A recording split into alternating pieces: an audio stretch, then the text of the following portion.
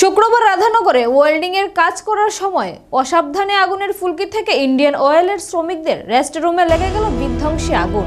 পুড়ে গেল ঘরের প্রায় সবকিছুই। ক্ষয়ক্ষতির পরিমাণ লক্ষাধিক টাকার উপর।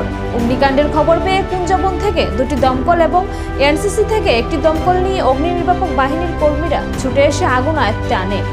তবে এলাকাবাসী কর্মীদের দেরিতে আসার ক্ষোভ প্রকাশ করে, যদিও কর্মীদের বক্তব্য রাস্তায় ট্রাফিক জ্যামের কারণে তাদের আসতে দেরি হয়। কর্তব্যে অবহেলার কোনো প্রশ্ন ওঠে না।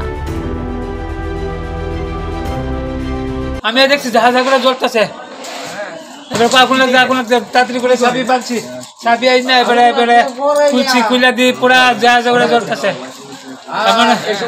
এবার পুরা শেষ চাবি আছে ভিতরে কি আছে? ভিতরে এসি আসলো, ফ্রিজ আসলো, এবারে খাট আসলো, এবার গাদিম আসলো, জিনিসপত্র যা কিছু আছে স্টোরে পুরা শেষ। অনুমানে কত টাকার মাল হবে? ওইব 10-12 লাখ টাকার মাল হইব এর ভিতরে আছে। একবারে গাড়ি পুরা পুরা আসলো জিনিস, নতুন সব নতুন পুরা যা আসলো একবার পুরা। ওই ছেলে না মনে দেখে